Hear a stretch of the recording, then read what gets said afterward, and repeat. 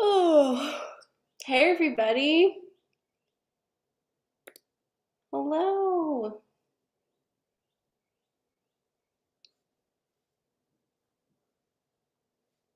How's everybody doing?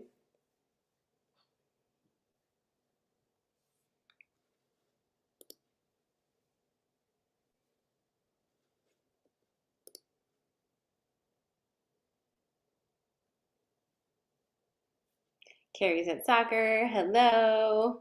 Allison's good. Welcome, welcome. Yo, Arlene. I've got my night coffee.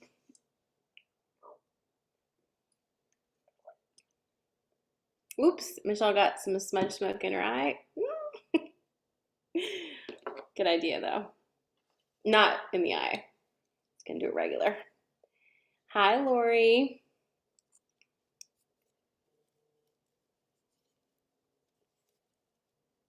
Kind of wish I glowed blue so people would stand back. That's a vibe, babe.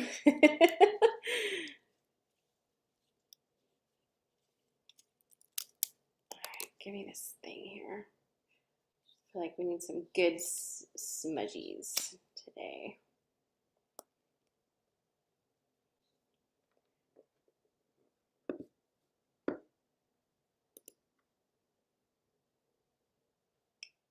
I'm here for your mood, but I'm gonna smudge it anyway. Look at all that smoke. Oh my goodness gracious. Mm.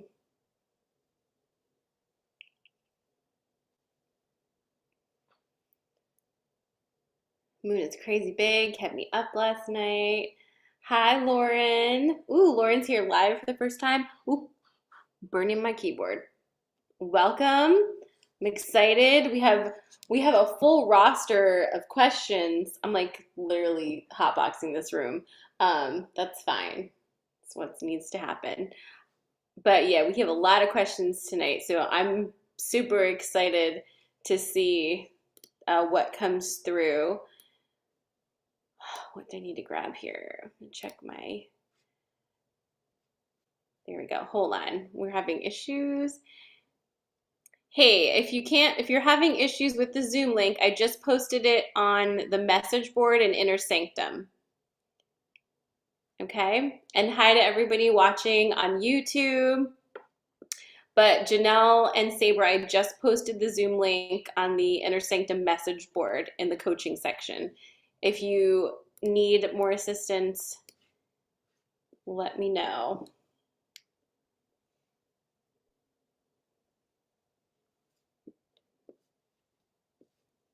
That's weird. Did anybody else have an issue with the link? I mean, you're here. Obviously. Let me just make sure. Got that.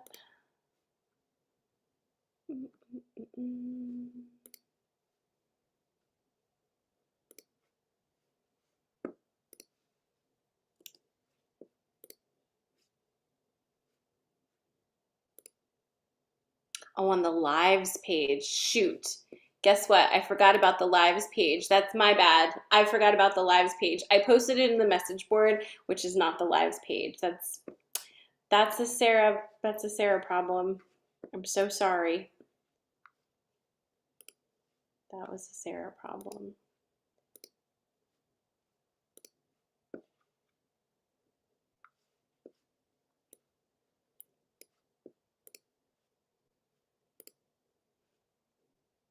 I'm super sorry.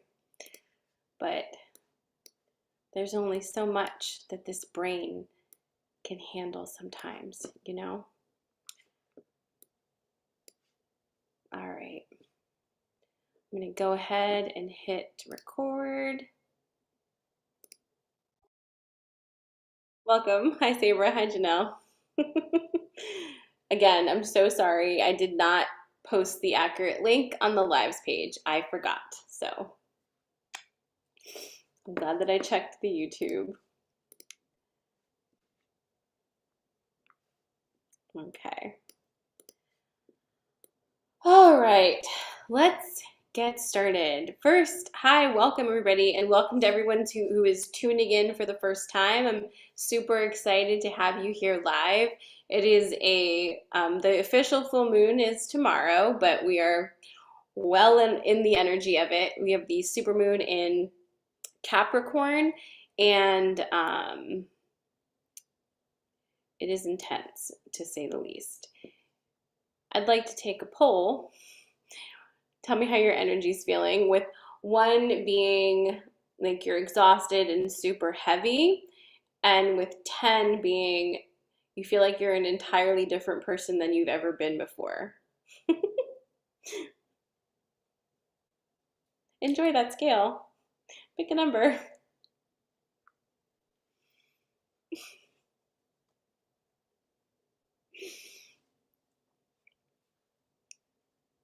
Okay, so Cassie's a 6-7. Jen's confused. Welcome to tonight's channeling. If you're looking for me to make linear sense, you're in the wrong place. Lori's a 1 and a 10. Perfect. Sabra is a 5, both exhausted and entirely different. Denise is an 8. Lauren is a 7. Janelle's 4, hit a wall today. Charlie is a 3. Sleep is very difficult. Allison's a 4. Michelle's 5-ish and is exhausted from being a different person. Good one. Allison's 8.5. Arlena's 5 with a dash of 10. Hi, Susie. I've been thinking about you. How are you? Susie's a 7. Tiffany's a 7-8. And Carrie senses a change and final end to a lot of her own bullshit.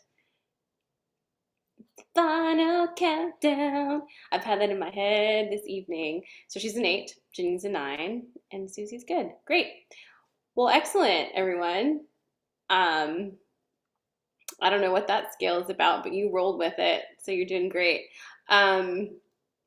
Yeah, so recap of energy, and let's talk a little bit about this Capricorn energy coming through. That's kind of like an interesting upset to Cancer energy, which, by the way, we're still in Cancer energy for what seems like ages, like eons, years, centuries. We have another, like, Leo season doesn't technically begin until the 23rd. So we have a solid bit of time left in Cancer energy. And I know everybody's tired of Cancer energy, me included, but I think we should take advantage of the Cancer energy and eke out every last bit of learning and integration that Cancer season is offering us. So with that in mind, how is this Capricorn full moon going to help us with that? Capricorn energy is like, BDE, CEO of the zodiac, no nonsense type of energy. And whenever you have an energy, an earth sign energy, or even like a Gemini air energy mixing with a water sign, what can typically happen is the earth sign or air sign, let's say Capricorn specifically in this case, Capricorn energy will want to kind of overrule and dominate water sign energy if you don't give it a job. Okay? So, this full moon, we're going to give this Capricorn energy a job and we're going to have it use the Cancer energy instead of try to like plow through it. Okay? What do you mean? Well, I'll tell you what I mean. Right now, all of you are going through some massive emotional upgrades. And we have to change our thinking of what it means to be emotional because we have a lot of baggage tied to emotional. Emotional doesn't mean you're histrionic, you're overreactive, you are unreasonable, you're, no good to be around. That's not it. Emotional means you are a person. All people are emotional. Whether you repress your emotions or express them, you still have them. So even if you're a triple earth sign and believe that you don't have to deal with emotions ever, you're dead fucking wrong. You do. And if you haven't been dealing with your emotions, this season has probably smacked you around because you have to deal with them. You don't have a choice because if you're going to move into that next space of living with your heart wide open, you're going to have to be able to understand how feelings work and how to work with them instead of repressing them. Okay? So, if that's you, this Capricorn energy can be utilized to assist you in understanding how to use your emotions for good. Okay? I've spoken to a lot of you lately. I guess it's time for readings right now. And one of the main themes that is coming through is an understanding of your anger and a harnessing of your anger. Women are taught not to be angry because an angry woman is not a good woman. And that is a program that we need to completely disengage from. Anger is pure, raw life force energy. And we can use our collective anger to change the world. And that is why patriarchy is trying to keep us from feeling like we can express our anger because it is that powerful. So, anger is also an emotion. So, we are going to be in this for another 10 days or so. I think 10 or 11 days. Allow yourself to feel your feelings and allow yourself to see the meaning in them instead of seeing them as a nuisance, as annoying, as too much. I know that's a lot to ask after 2020, the whole 2022 we've been through together, but just a little more.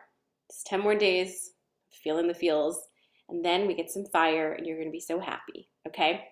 So that's all I'm going to say about the astrology. It's time for us to dip into the channeling now. I'm getting the feels. So let's go ahead and join forces. We'll join forces and get cracking. Okay. So go ahead and close your eyes. And take any movements your body needs. Loosen up that energy a little bit.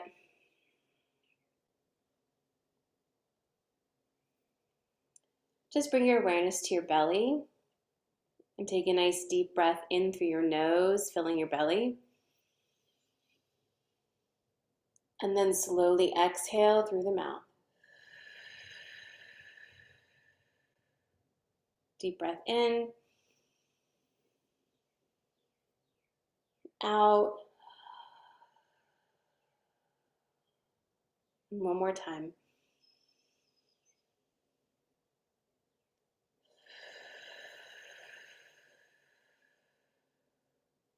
Taking a moment now to call all of your energy back into your body. Calling your energy back in from your day, from words spoken, from energy you've been around, from places you've been, things you've touched, calling your energy in from the past and the future.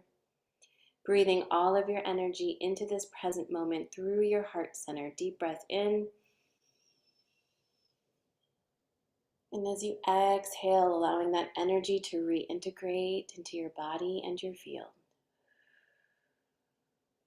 Breathe it in.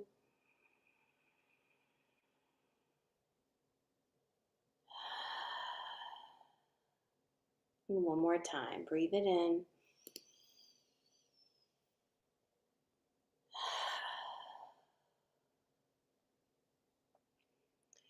At this time, sending lots of gratitude and love for all of you who are here live in this present moment and all of you watching at a later point in time. Feeling connected and setting the intention that we hold this vibration of love, that we hold this vibration of learning, and hold this vibration of curiosity. That we take what resonates and leave what doesn't. That we open our hearts and our minds. That we understand we are grounded here in earth energy and open to the etheric realm to receive, to integrate, and to understand. Thank you. Receive a deep breath in and sigh it out. All right. When you're ready, come back to the room. Let's get started.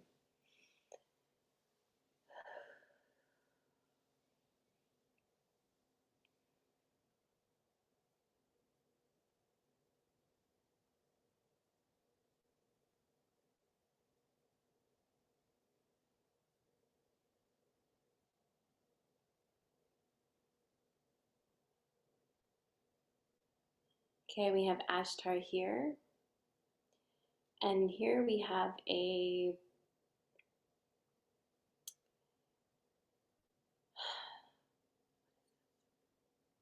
I'll just describe it to you because I don't know what this is. It's a cloaked figure with a skull face. Like dark cloak, skull face. Over here, no name at this time, waiting.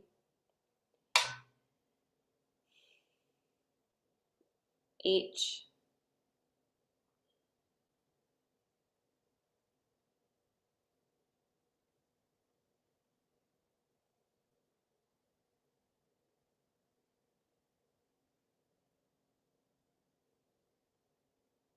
Okay.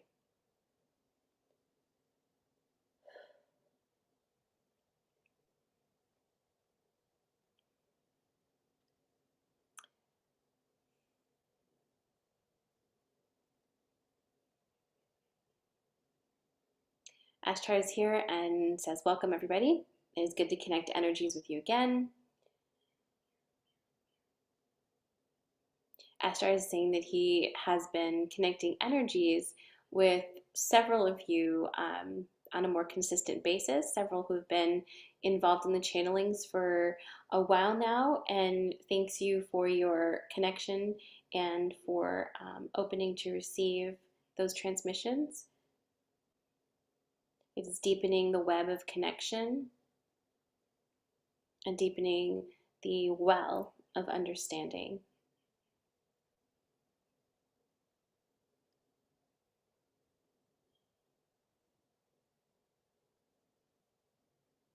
There's a lot of fear in the collective at this time, and it is always refreshing to tap into a collective, however large or small, that is not rooted in the energy of fear.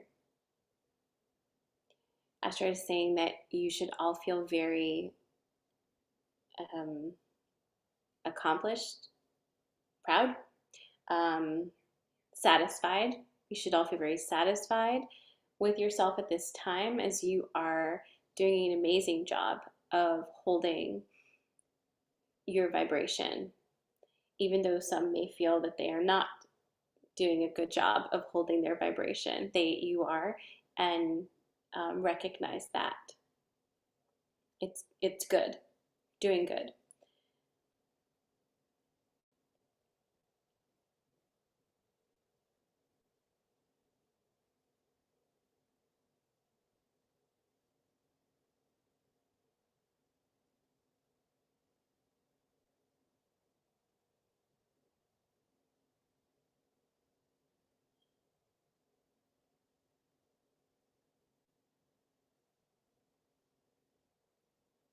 If you're feeling a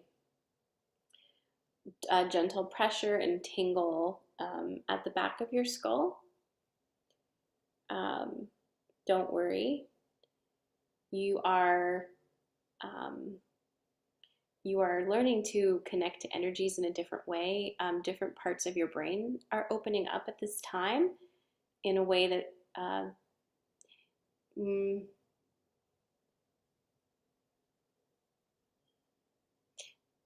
that was not exactly right. It's not like your brain is opening up. It's more like the electrical synapses are moving differently in your brain to accommodate large influx of energy.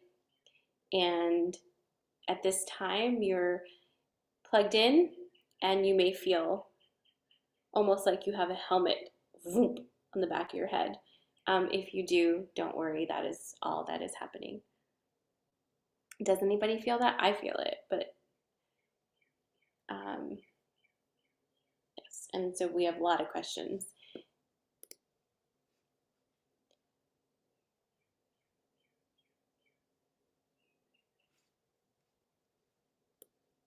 Okay, so we have quite a few questions tonight, and I'm going to read all of the questions to you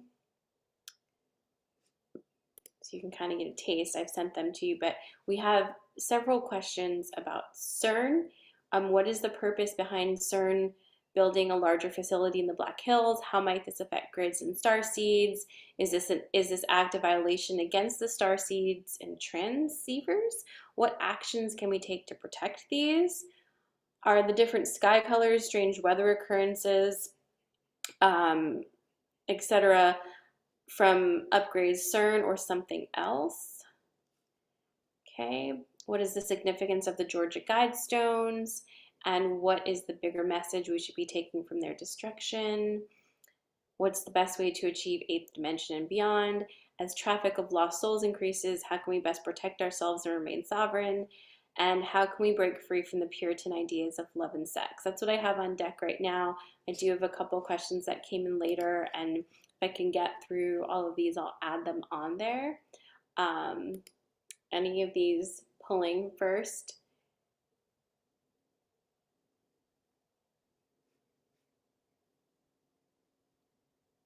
Okay, so we're going to talk about the Georgia Guidestones first. And I'm fascinated to hear about this because I don't honestly know what they are. And I have done an amazing job since this question came in of avoiding hearing anything about it. So we shall see. So the question is, what is the significance of the Georgia Guidestones and what is the bigger message we should be taking from their destruction?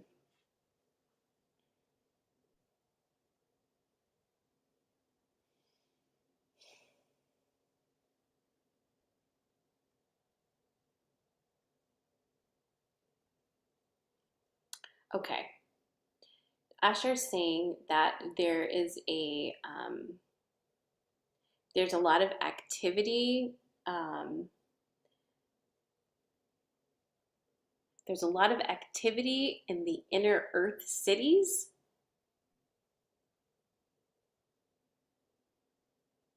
What? Okay, he's saying just say the things. Okay, so there's a lot of activity in the inner Earth cities, and when he's saying inner Earth cities, like he's literally meaning inside of the Earth. Um, the the inner Earth energies are coming out to the surface.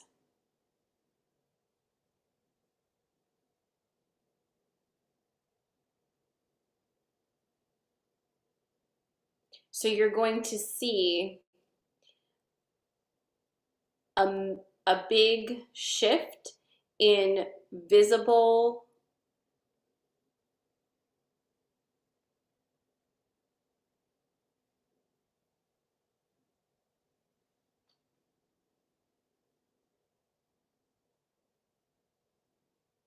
You're gonna have to tell that to me a different way. I don't understand that. We're going to see a big shift in visible landmarks. Okay, sorry. Ancient landmarks are going to be changing. Pyramids, some will be going down and some will be coming up. Some will be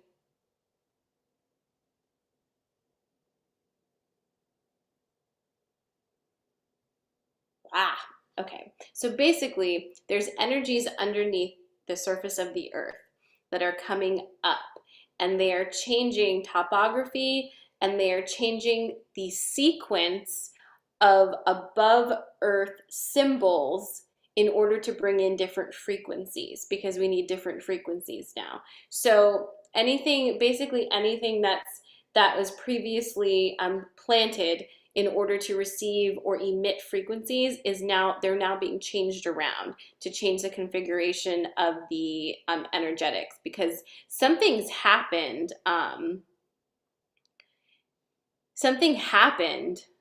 uh, recent, like in the past 24 or 36 hours. um,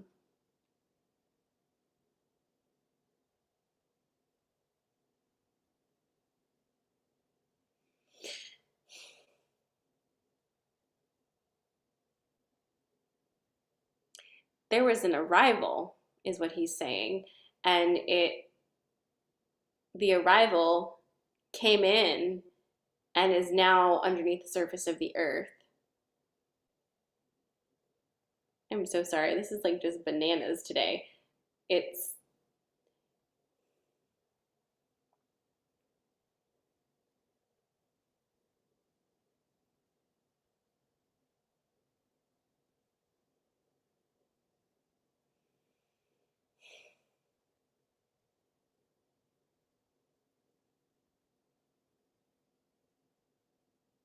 okay, I got it. So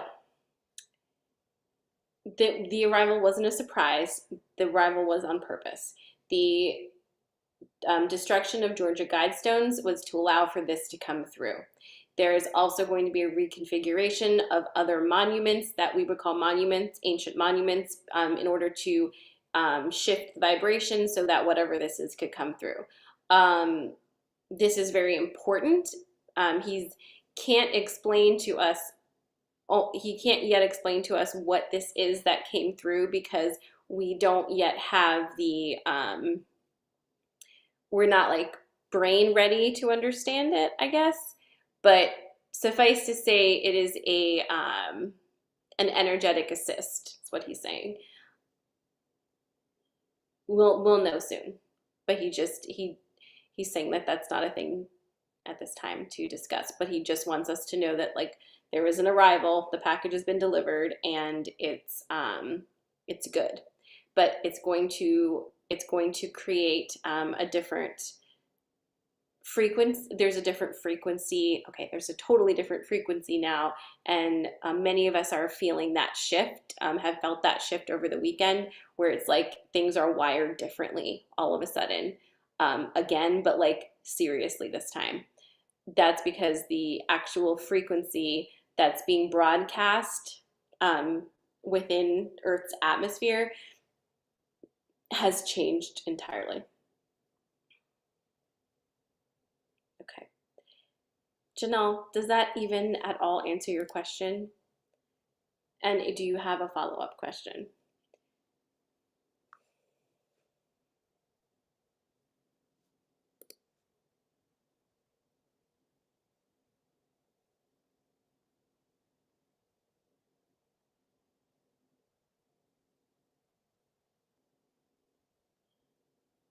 Okay.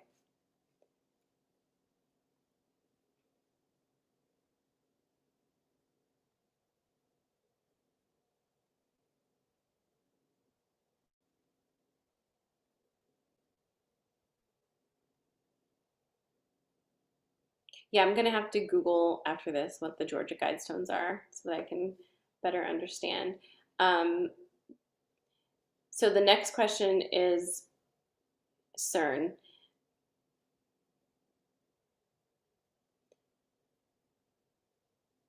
Are the different sky colors strange weather occurrences such as lightning hitting cars, boats, and people, power outages, heads of state being replaced, multiple shootings, and assignations from upgrades, CERN, or something else? Be wary of attributing any mass occurrence to an organization. CERN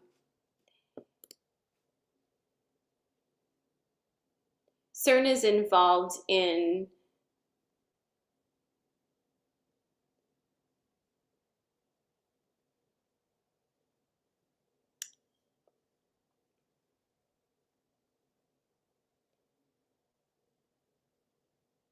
Ashar is rephrasing your question. Oh, Ashar is asking to rephrase your question and wondering if what you are actually asking is the result of the Hadron Collider experiment, strange weather occurrences, the shootings, upgrades, heads of state being replaced, and all of that. Is that a direct result of that?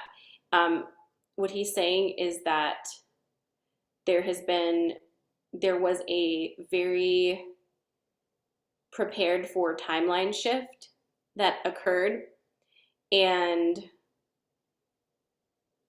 it went well. There was an opportunity for it not to go well because of the inconsistency in the energetics for the Hadron Collider, it's called. But there were a couple walk-ins that were brought onto that team, and it was fixed. So it did not need to happen at all, but because it was going to happen, CERN doing this experiment, this energy was used to assist in that timeline shift. So thumbs up, all went well on that.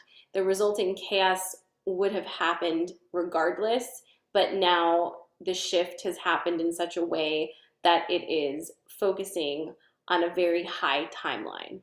And the journey for that timeline is like, the ascent is steep. So it's gonna go faster now as opposed to like this. So that's good, things have been sped up. There's chaos that has not reached its boiling point at all.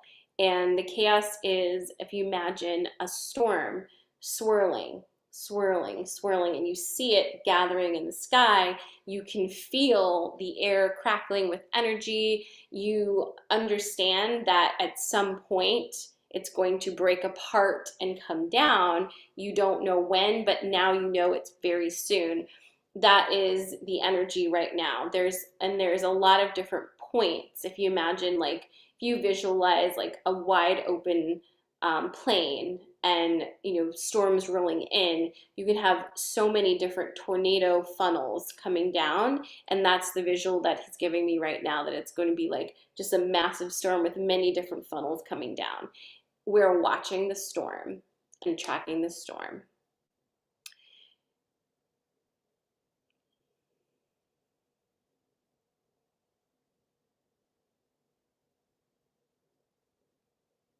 Allison's asking, anyone else feel physically off balance, like gravity's off a bit? I was swooping the other day and felt like I was going to fall over.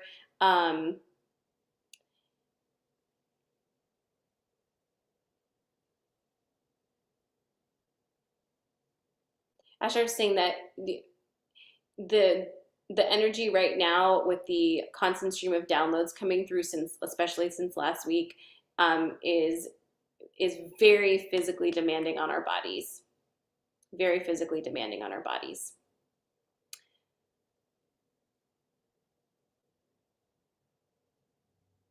However, this is good news.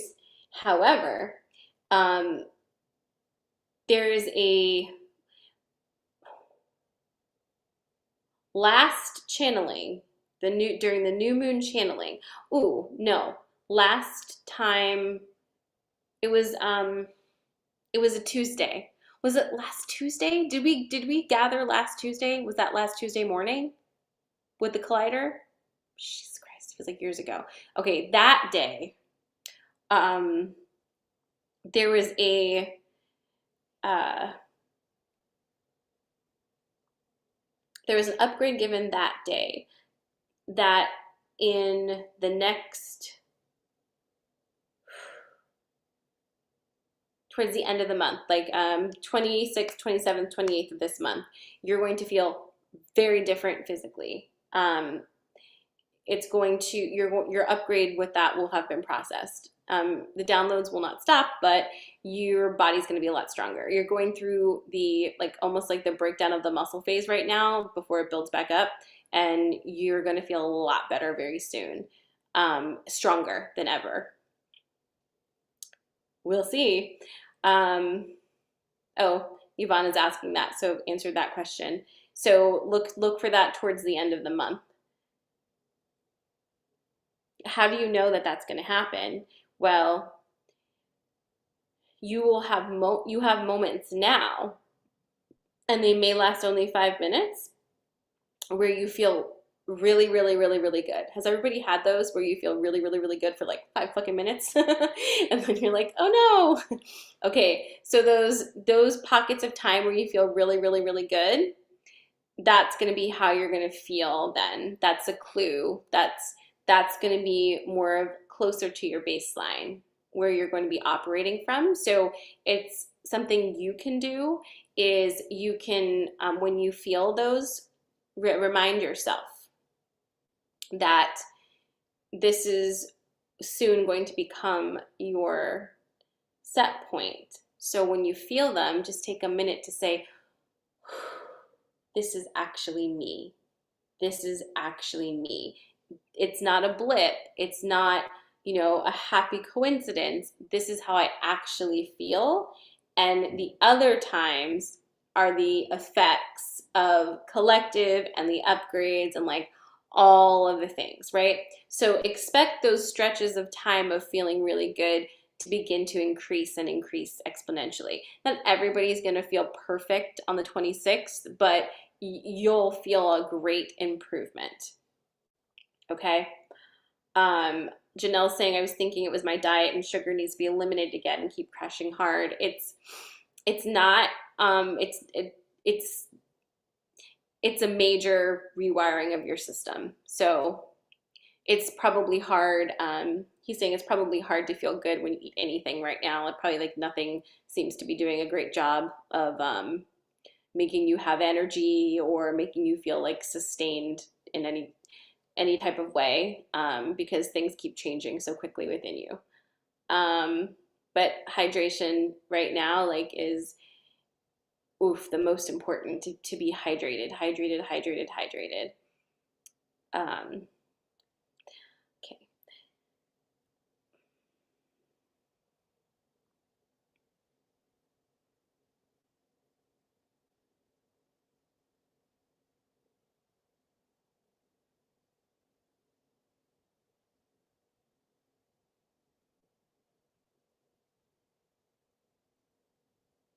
Every day is going to be different when it comes to what nourishes your body, and nourishing your body right now is more of a um, just keeping your energy at a workable way. So like for example, if you have a day where like the only thing that you can really eat that tastes good is like saltine crackers, like just eat them and like don't give yourself a hard time about it. Like give your body whatever works and just do lots of hydration.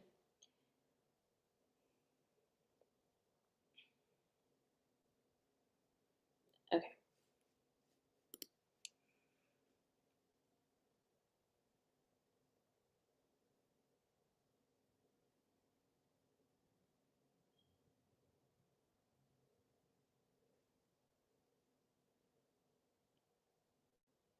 Okay, here's a question.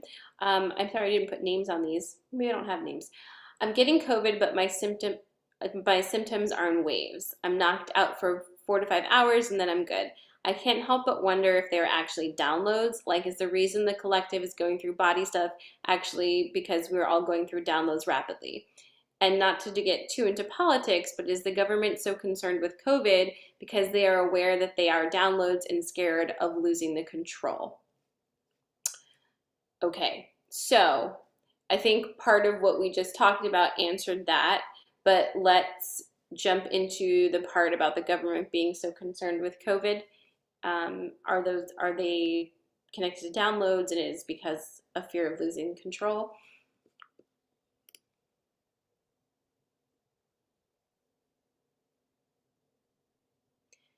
Um, the creation of fear is actually the control. The funny thing about that is what he's saying is that the disease, the virus, the threat, whatever it is, it's interchangeable with anything else as long as it incites a certain level of fear within the population. If COVID is no longer eliciting a big enough fear energy, they need to do something to make it a little scarier because um, people are starting to get less scared, generally speaking, and that is creating an issue for the programs of control. So it's not so much about COVID as it is COVID is a tool, a control tool. That being said, again, when we opened up and Ashar said that we're doing a really good job of like not being rooted in fear, in this collective tapping into this right now, a lot more people are finding that space of no longer being rooted in fear, and that's really glitching the system. So keep on keeping with that, and be aware that as you level up out of fear, there are going to be pushbacks to make you scared again. And because if you're not scared, you cannot be controlled. There's no nuance to it. It's not very creative. It's like you need to be scared shitless so that you rescind all of your sovereignty to another power. As long as your sovereignty is going to another power, this system is good to go. It doesn't really matter. Is all of your sovereignty going into an organized religion? Is it going into, being scared of COVID? Like, what is it? It doesn't matter. As long as it's going away from you and not staying with you, then that's a happy consequence and a happy way of being for the current society. Every time you pull your energy back in and feel sovereign and use critical thinking skills and do not feel terrified, you are glitching that system and pulling yourself out of that matrix. So it's excellent. Janelle says they're going to use possibility of nuclear war to make us scared next. Did you hear about New York? I didn't. Tiffany says that explains the change in optics with now reporting a new COVID variant. Monkeypox wasn't scary enough. They missed their target. Listen, all of this is actually really, as crazy as this sounds, he's saying it's really good. Like it's very positive to see how so many things are being rolled out. They're being rolled out that way because we keep swatting them away. So keep doing that. Keep speaking out against things that don't make sense to you. Everything that doesn't make sense to you needs to be questioned. If it doesn't make sense to you, it needs to be questioned. The minute that you question it, you weaken it, and you'll see as collectively you question a thing, it's going to go voop away from here, and then something else is going to come through. Eventually they're going to run out of things, but know that it's going to get up exponentially and that there is still a target audience that is being super duper scared about everything. So we do still have that happening. It's that demographic, or that collective rather, is still very, very scared and wrapped up in fear, fear-based programming. But the more that you question, the more that you just kind of observe with that like curiosity, we're doing really well in that respect, is what he's saying.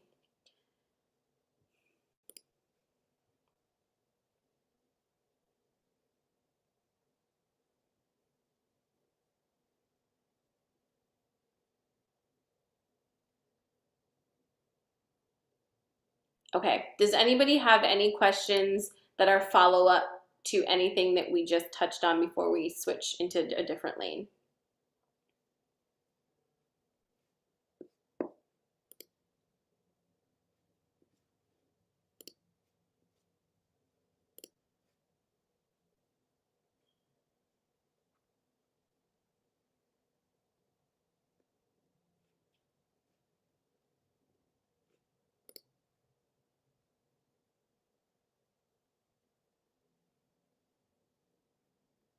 Is nuclear war really an issue? Yes, it's an issue because nuclear war will destroy this planet. So, um,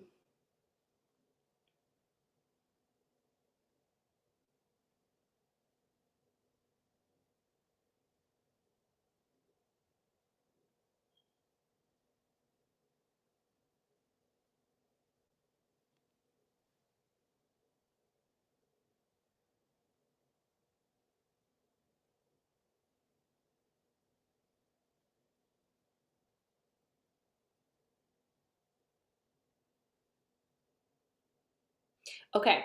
So he's saying that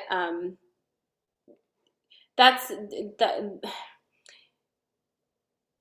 we are not going to be permitted to get to the point where nuclear war becomes an actual reality because that would be the end game for this planet, basically. Like, Dunzo, and that's not a timeline we're currently surfing. There's been a lot of work done to ensure that that is not what happens, but that does not mean that it is not going to be reported as happening. So just remember that. Just because something is not happening does not mean you're not going to be told it is. Do you see? It's the scariest outcome. So if you are not responding to viruses, if you are not responding to, whatever other fuckery is supposed to make you scared, this will be the one this will be the one to stir you up, right? Because it's pretty serious. Just remember, just because something is being said doesn't mean that it is. Just because you are being prepared for something doesn't mean that it is an inevitability. In the preparation of something like a nuclear war, like in the process of preparing people for the possibility of attack, he's saying this has happened already before. He's saying, like, to your parents, and it creates deep, deep insecurity and wounding, and it's psychologically, it's such a psychological, like, that it then gets carried on through generations. So we're still carrying, or many of us are still carrying, the imprint of our grandparents having experienced that in their lifetime. So it's an effective one. Nicole's asking, a lot of work has been done by who to prevent it? A lot of work has been done by the, what are we calling that?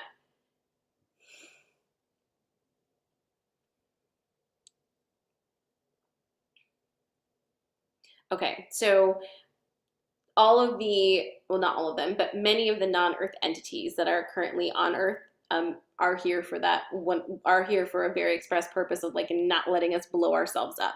So there's been, kind of a lot of work within systems to prevent an actual, like, nuclear war from happening now, like, with inside work. So we have a lot of walk-ins right now, more every day, and then we have those who have been in the government, who have been in various different governments, communicating with each other and making sure to, like, keep their finger on the pulse of what's going on there. And also, we've had a couple occasions, he's saying, where there have been bombs actually disarmed and, like, dismantled. So we're very, it's not for lack of trying on our part to destroy this planet, because we have definitely tried many, many times with nuclear weapons.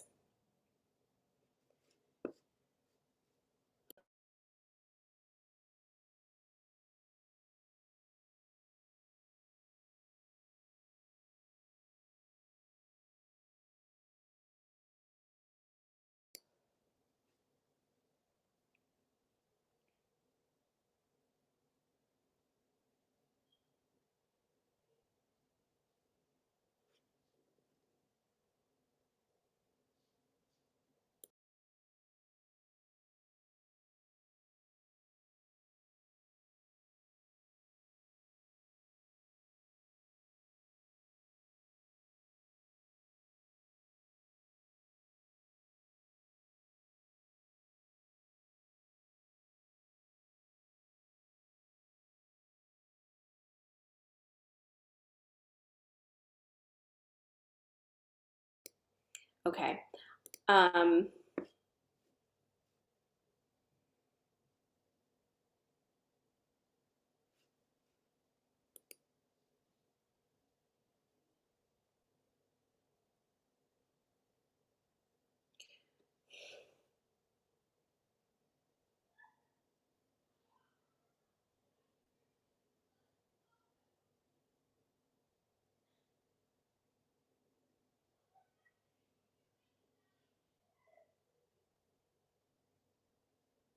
okay, sorry. So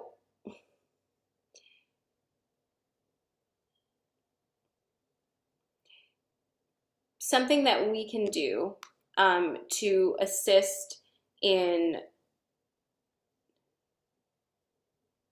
what?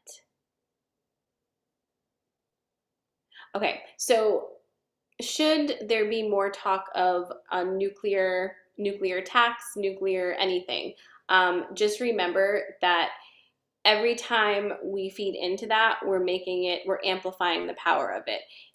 If this is kind of like the final boss, the nuclear thing is final boss if you play video games. And so if this doesn't incite you into like pure panic, you're good to go. Okay? So just know that like that is like a very high level of fear mongering that is going to likely become a little bit more prevalent as it's already not affecting people the way that it is intended to, which is actually kind of, I mean, I'm sensing amusement. Um, so it's good. Okay.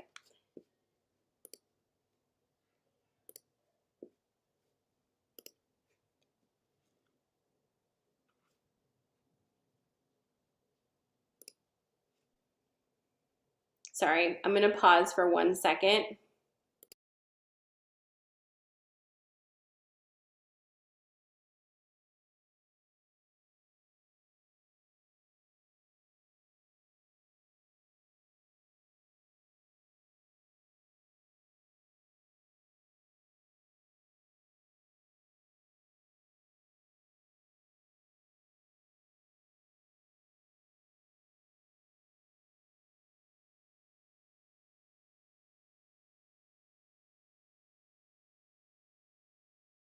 I'm so sorry.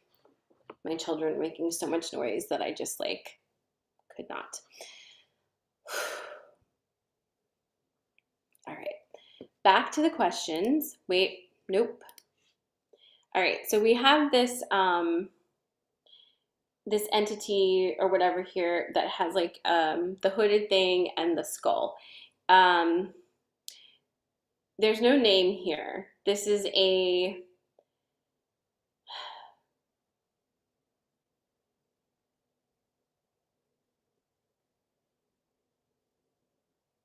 wraith.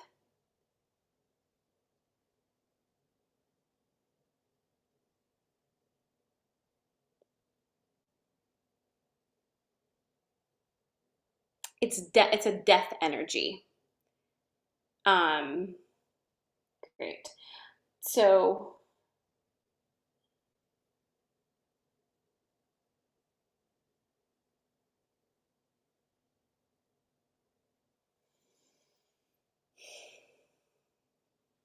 I'm going to have to explain this to you as I'm seeing it because there's no words here. So I told you that this looks like a figure with a skull and then like the hood situation, right? Now, as I'm connecting with this energy, and it has allowed me to know that it is like death energy and like whatever a wraith is, it's now changing its appearance to that of a almost like a Jesus type of looking man, a very like looks like a very like gentle, soft, glowy type of male figure, and the hood is moving back. And what this energy is communicating is that when you understand and don't fear um, all of the projections of death, it becomes very different to interact with. There is a lot of death right now. And there's so much fear around death because of the of not understanding what happens after.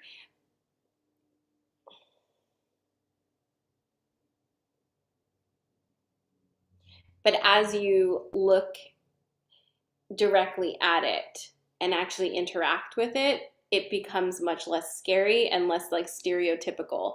Um, we are being urged to ask questions a lot, to stay curious, and to also be open to the answers that we already possess.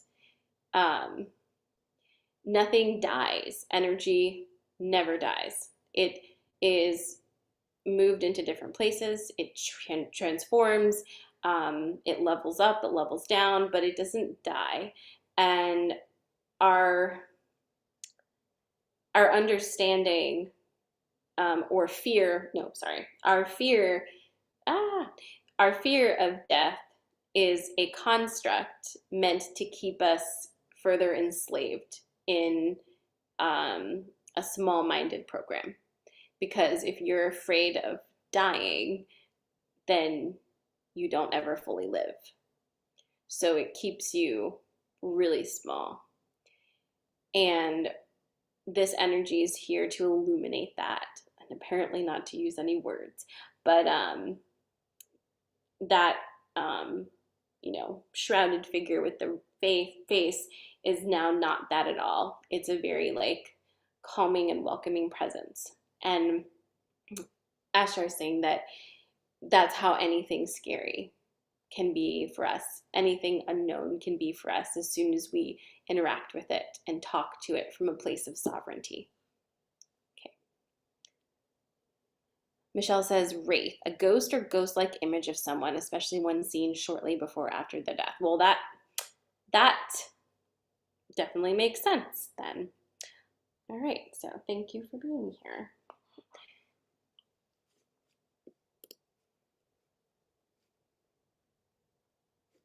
I have this question here that I don't fully understand, so I just want to, if I don't know who sent this in, but if this is your question, can you clarify? As traffic of lost souls increases, how can we best protect ourselves and remain sovereign? What do you mean by traffic of lost souls? Do you mean people dying, or do you actually mean the trafficking of people?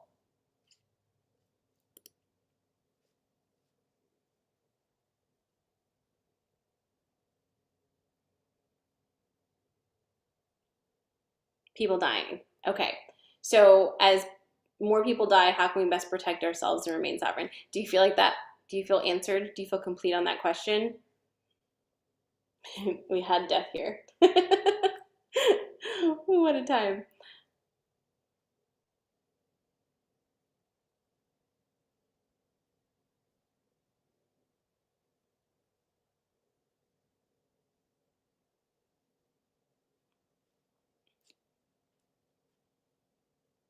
There's more activity right now. Does Death have a comment? Um, no, but Ashtar does. There's there is going to be like lots of people exiting now. That's that's contracted. The earth itself has too many people on it. and that process has already started. Um, it's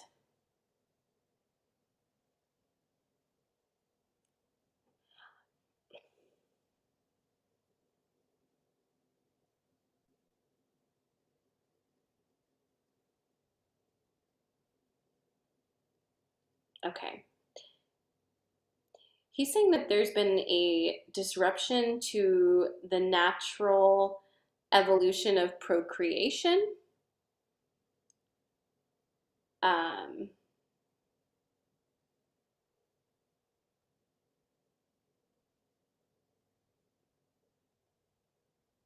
he's saying that when okay, so naturally speaking, when the earth itself has kind of getting to capacity, like it's getting a little crowded, there will be a natural decrease in fertility. And what we have done is created ways to bypass that and have forced um, procreation, basically. So, for example, if um, a man is impotent, that's the right word, or a woman can't carry a child to term, is not getting pregnant, there's fertility issues.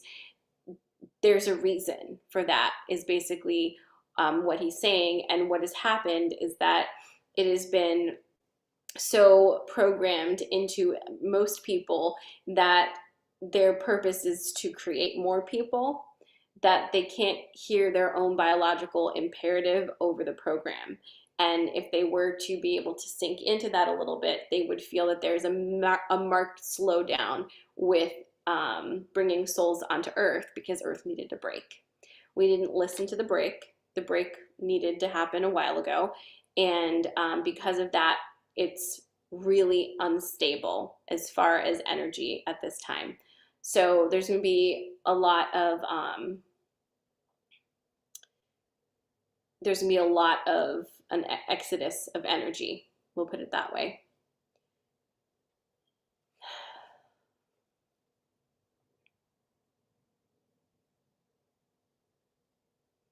Arlene is saying, my friend's son has a portal in his room and he's afraid. How can she help him? Should we ask the souls to move on? Ashar is saying that needs the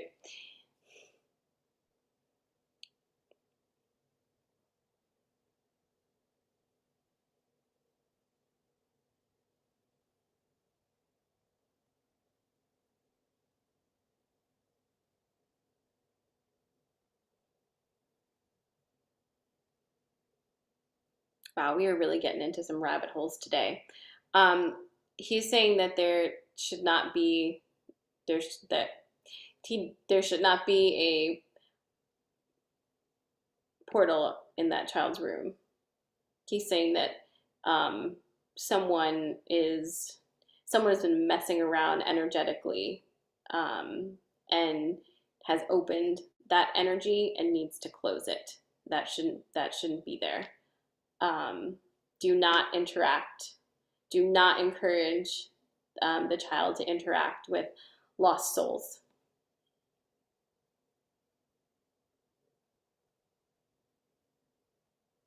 Yvonne's asking, would this be considered a bad time to have children with what's going on in the world? No one can answer that for you, because everybody has their own unique mission. And if there are souls that are meant to come through, you will not be able to really prevent them from coming through. So don't worry too much on that. You will have to ask yourself that question and receive that information for yourself.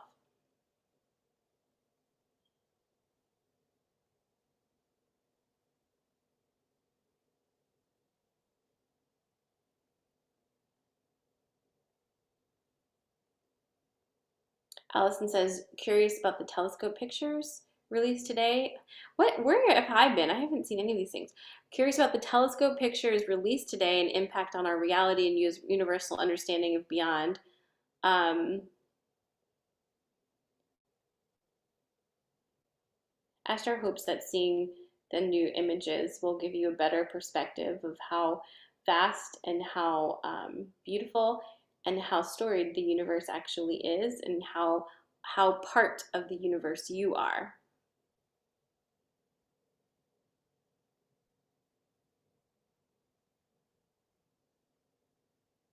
How connect, no, let me do that again.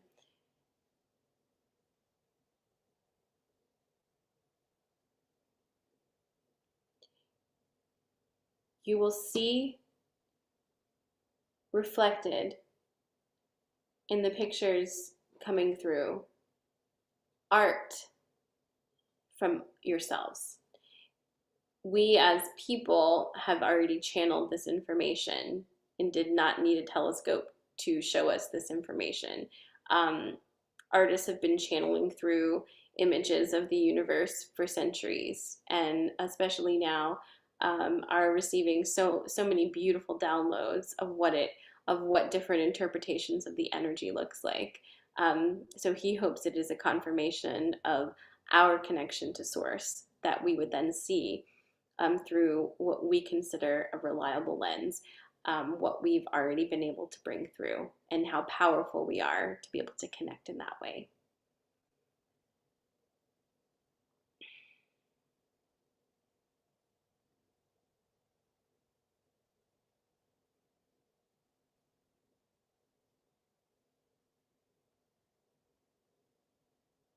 Okay, we have a shift. So does anybody have any last comments about this information? Because our shift is a left turn. You're gone.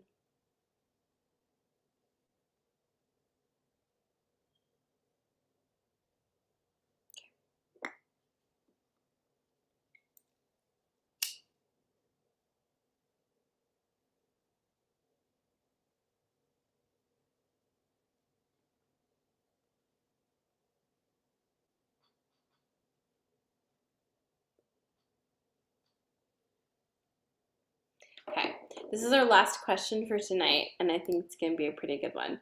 How can we break free from the Puritan ideas of love and sex? How can we keep those in power now from weaponizing sexuality?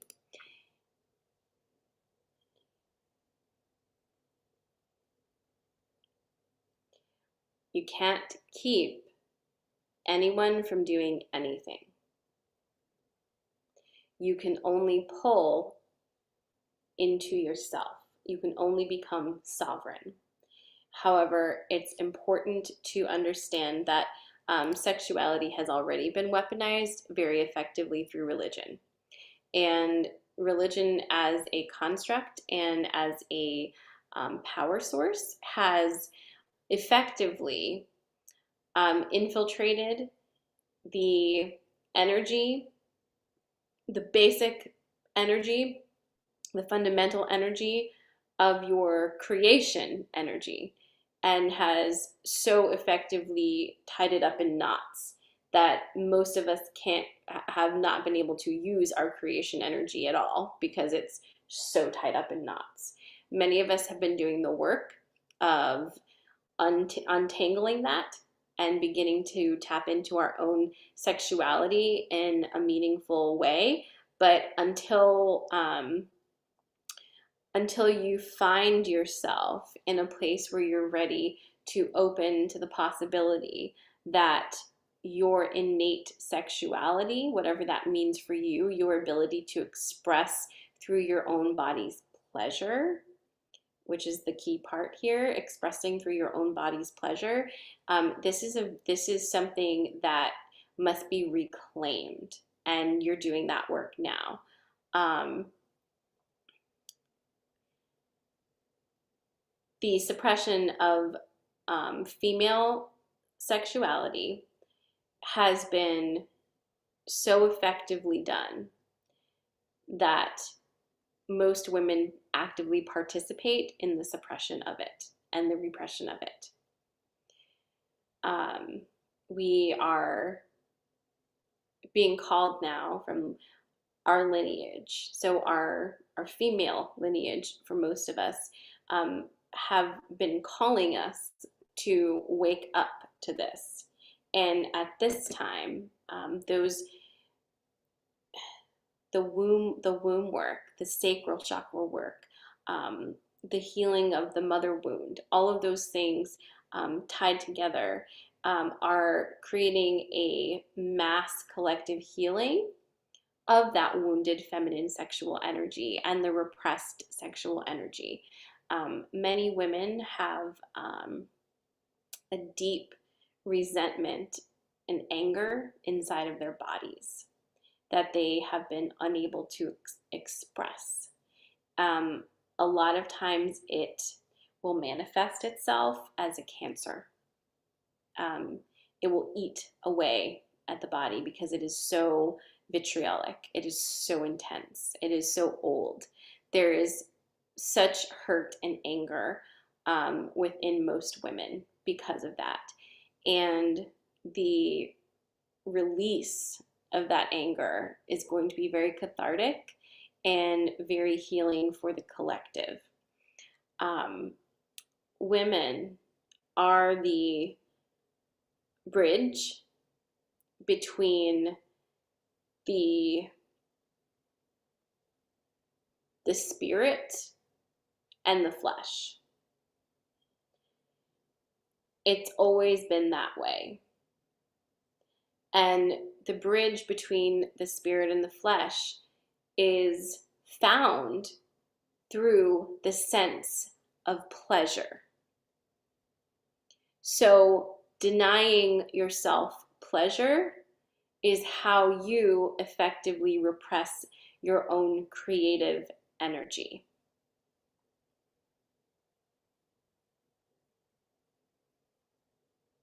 Children actually don't have anything to do with this process, surprisingly.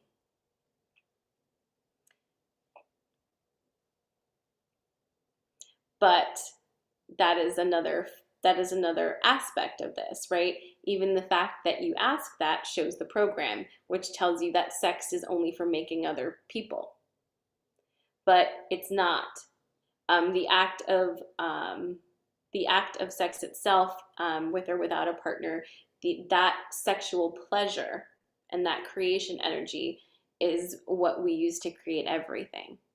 So a lot of distorted creations are out there because our sexual energy is so disordered and so repressed. The process doesn't stop just because we don't recognize it's happening. You will find, question. He's asking a question.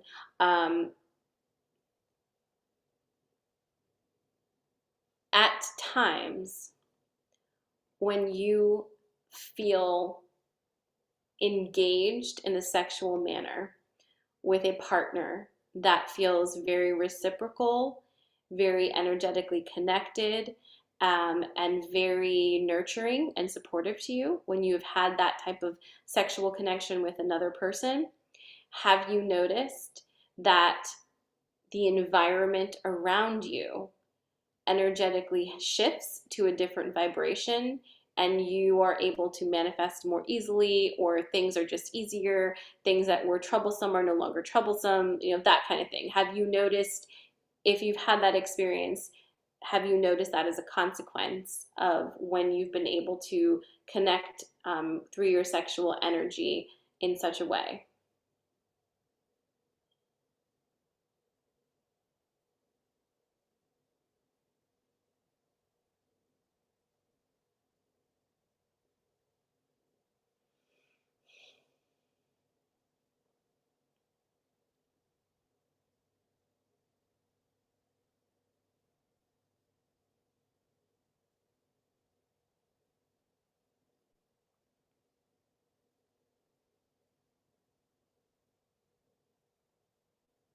Okay, so we're getting yeses. Charlie says, I've noticed that after having sex with a partner like that, I can manifest like crazy. Um, Cassie says, I've only ever felt that with my twin flame.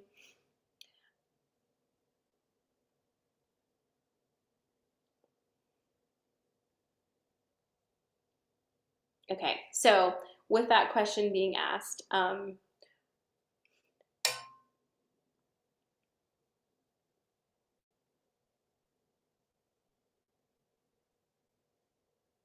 that experience allows you to know that when your creation energy is being respected and utilized properly by giving you pleasure and increasing connection, it generates the magic you're looking for in all areas.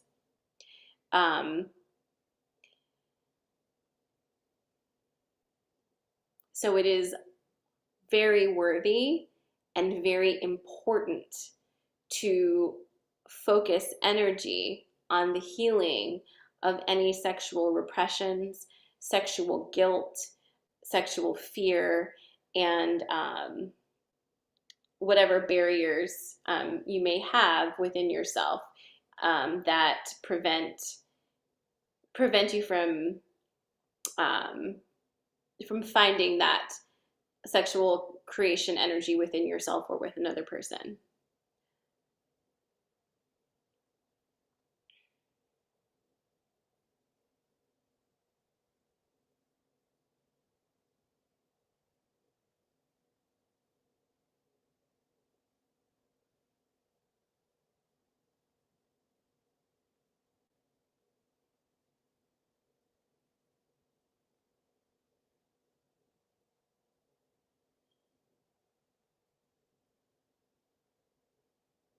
Asher would like to know if you are interested, if the current audience is interested in a little more, a little more in-depth discussion about the concept of soulmates and twin flames.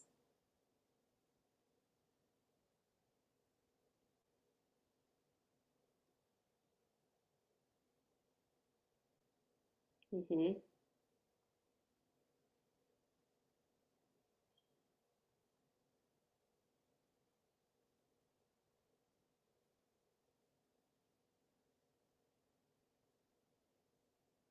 Okay, this is going to be a ride.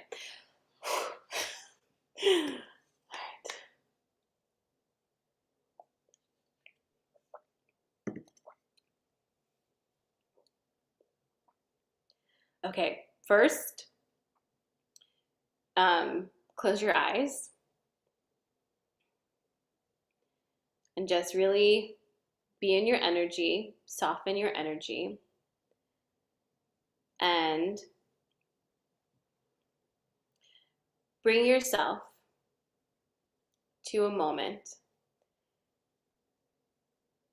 where you meet a person, and upon meeting this person, you immediately receive an energetic nudge that this is somebody who is either going to be important to you, makes a twinge in your heart be felt, you feel an immediate connection to, who perhaps unlocks immediate memories or past life feelings. Just when you've met somebody and it's elicited those immediate connected feelings. Have all of you ever felt that? And this is very specific that it is not relegated to romantic connection only. This can be with anyone. Has everybody felt that?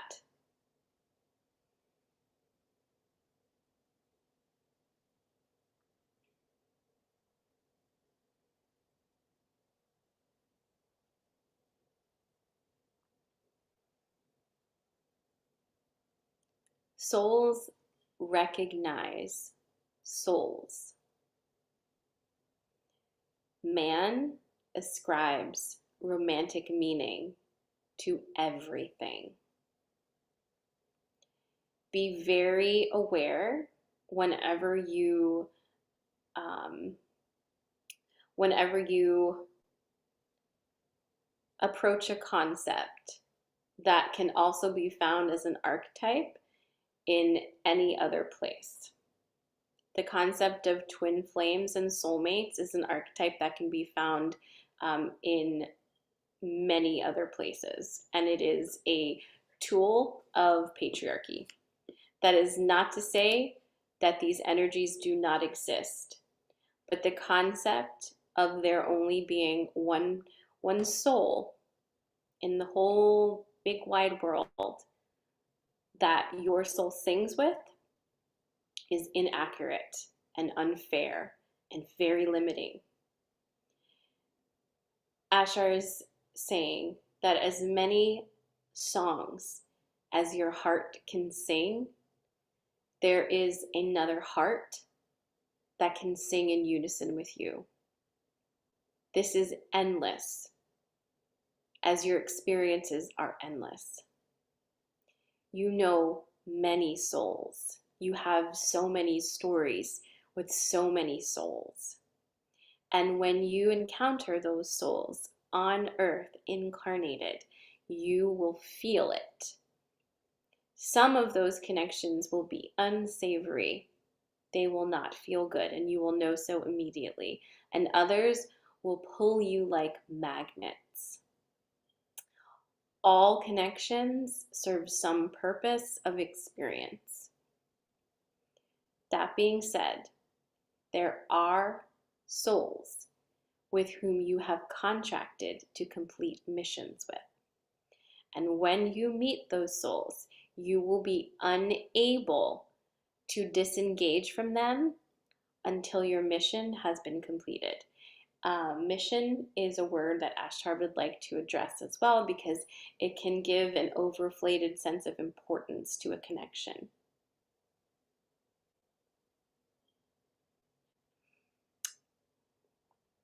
It's the language we're working with. Anyhow,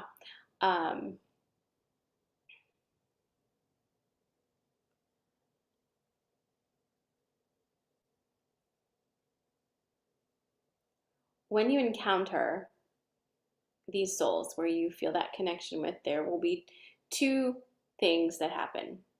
You will feel the feeling, and then your brain will take over and tell you what the feeling means. You're being asked to feel the feeling and give space between that feeling and the time your brain takes over, because your brain is running on a program, and the romantic program is very strong. The sense of needing another person to complete you is very strong, even if you intellectually understand that that doesn't make a lot of sense. No soul is incarnated incomplete. That is not a thing.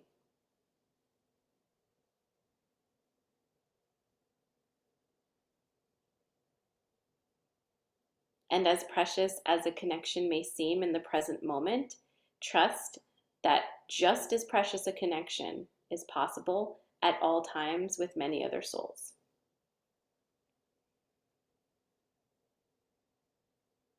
Also understand that part of the gift of being incarnated on this planet is the depth of emotional attachment and feeling that can be between two people. It is a gift. And he wants to make sure that he is not being uncognizant of how precious that gift is and how important it is. The emphasis on romantic and sexual connection is disproportionate at this time. In the future, we will be as we were before, which is to say much more sovereign and fluid with our ability to connect with each other.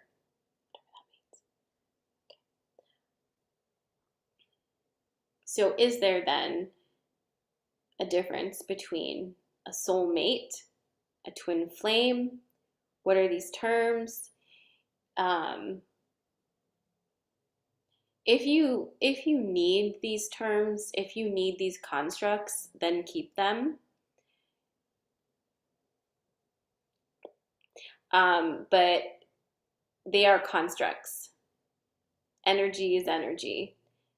There are souls you have contracted with to complete missions with, to have experience with, and you will know the direction that you are to take by the way that you connect.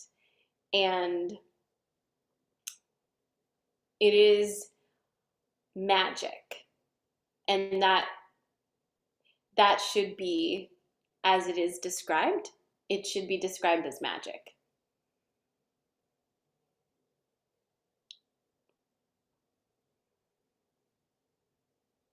You will also learn as you, ooh, wait, sorry, hold on. This makes more sense.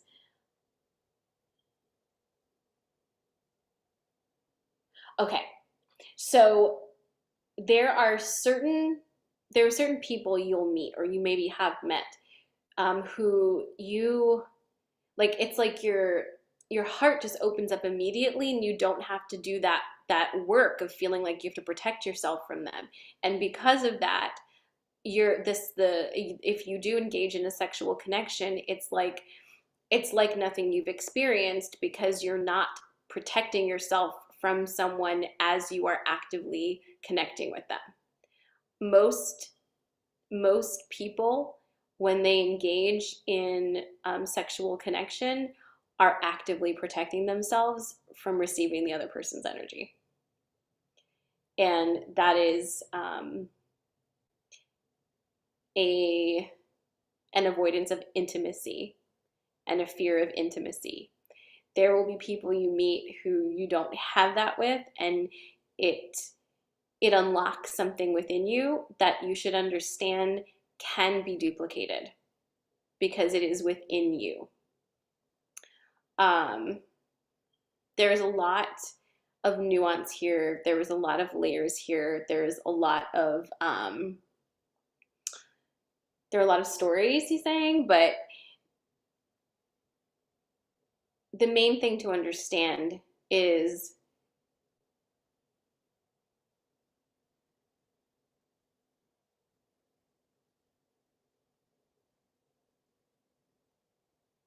you are not an incomplete being that needs completing.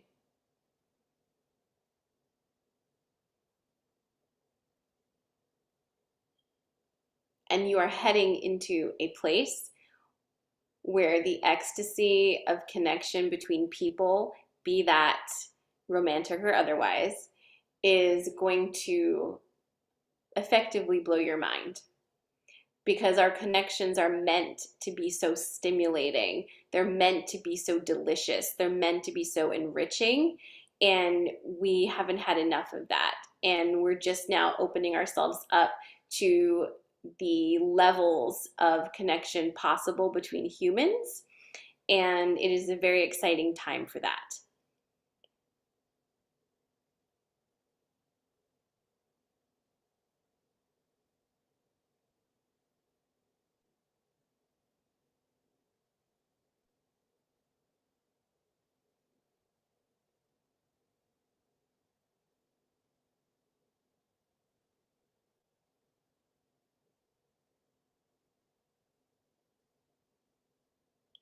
So he's not like saying words right now, but it's just like I'm getting this like feeling. And I don't know if you're feeling it too, but it's like it makes me feel kind of emotional, and um like we're so close to understanding why we're here through our connection with each other. Like we're so close to it, and we get, little tastes of it here and there. Um but we're meant to feel that like ecstasy of connection with everything, with the earth we walk on, with the trees we touch, with the food we eat, with the things we drink, with the people we talk to. Like there's so much pleasure to be had for human beings that we studiously deny ourselves on a daily basis because of whatever reason. There's so many reasons, but what's coming for us is like a release of all of the barriers to experiencing the full joy of being here on this earth. And that's very exciting for not only us, but for beings like Ashtar, who learn so much through connecting with us as we observe and experience what it's like to be here on this earth. So it's a very exciting time as we begin to like move out of the shadows, so to speak, of our existence and like really dive into the color and the vibrancy that's all around us.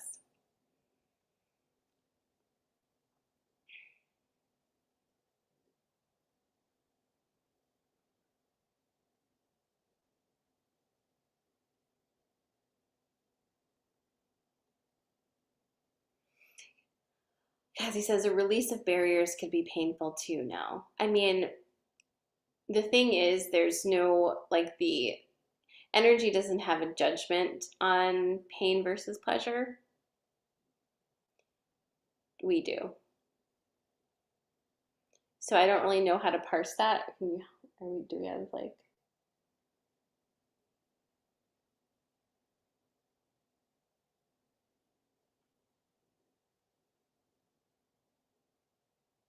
no, this is he's saying that this is the planet um, of like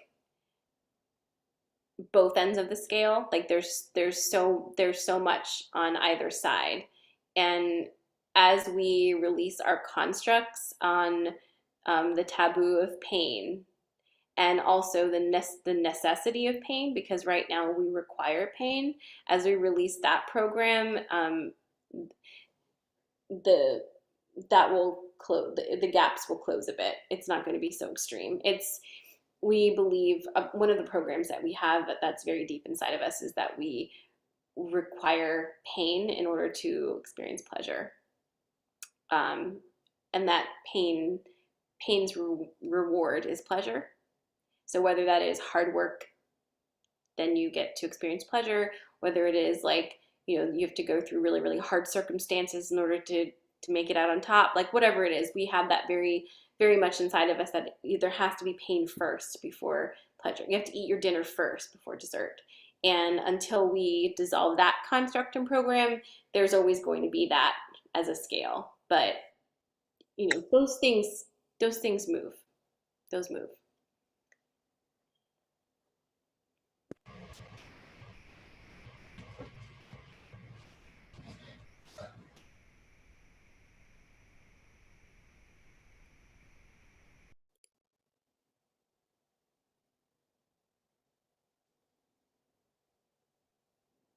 Okay. Whew. All right. That channeling went longer than it usually does. We are not quite finished yet because we have to pull in. Ashar is saying as a final a note for you that um,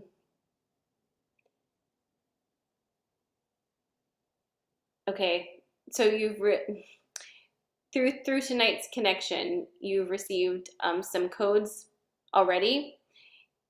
We are going to, during this next few minutes, activate those codes. If that does not feel right for you, um, you can tap out now. Feel into your body. Do you feel like you need that activated right now? And if you don't, you can tap out.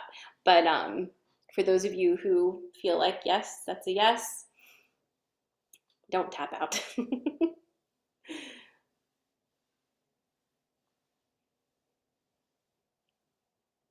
Okay.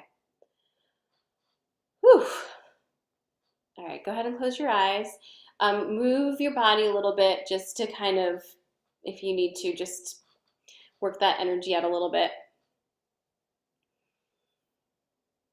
We're going to use our own hands for this activation, so just keep your eyes open for a second so you can see what I'm doing. It doesn't matter which hand where, just actually, it does, but don't think about it. So just do the hand that goes. Do you know what I'm saying? Okay. So put a hand on the crown, and the other hand is going to go at the base of the neck. So you're kind of cradling your crown and that like base of the neck, okay? Just kind of hold it there. If that is not comfortable for you, just make sure you have some hand on your body, okay? So just do what feels comfortable. Close your eyes.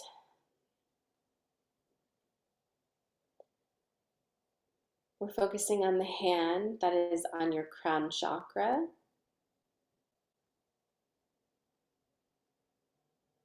Start to feel into that hand, and you may feel a tingling or a heat. Activating these codes in your crown chakra, imagining a spiral swirling, moving down and in, activating. Now bringing awareness to the other hand at the base of the neck, feeling energy moving through that hand.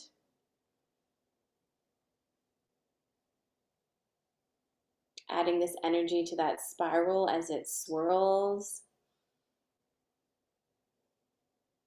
Allowing these codes to be activated within your energetic field and also activating at the top of your spine. Allowing these codes to move down your spine, all the way down to your tailbone. And when you feel it, take a deep breath in and push the air out quickly through your mouth. Do this a few times. Deep breath in.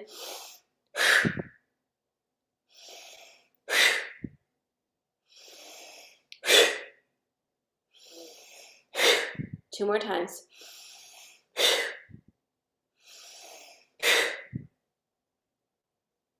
And just allow your breathing to relax and soften.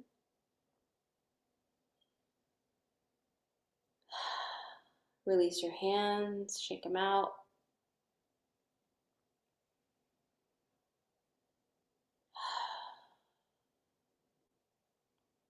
Take a moment to feel in your body.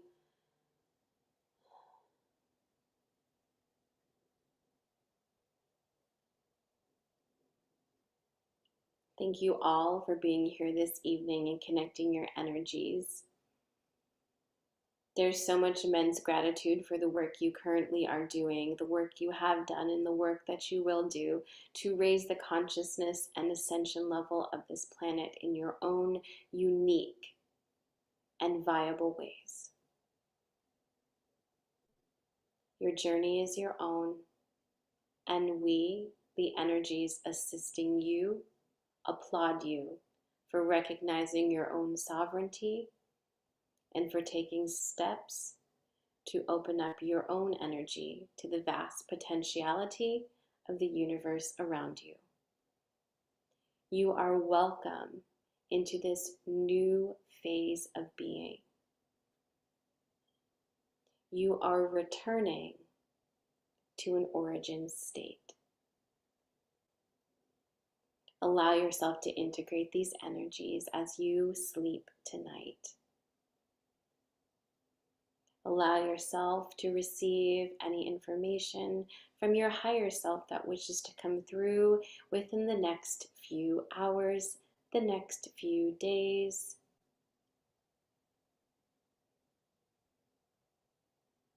You are very loved, you are very supported, you are very held in yourselves.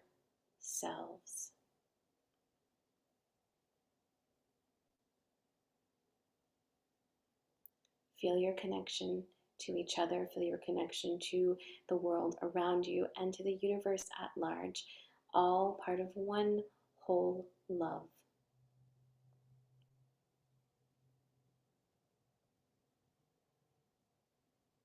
The word insignificant no longer exists.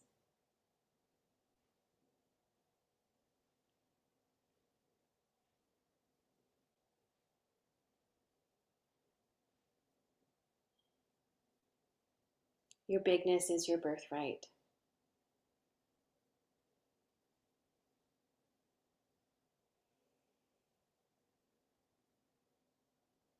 You are now activated. Thank you.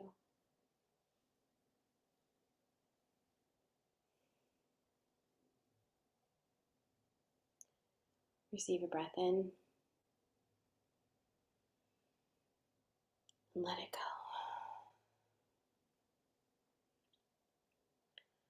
All right. When you feel ready, come back into your body. Come back to this space. You can open your eyes.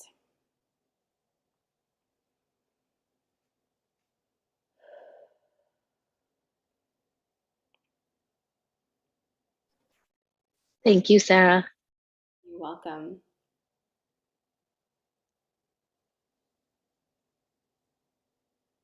Make sure to drink a lot of water. I love you guys. Thank you so much for being here tonight. I'll see some of you in the morning. Get some good sleep.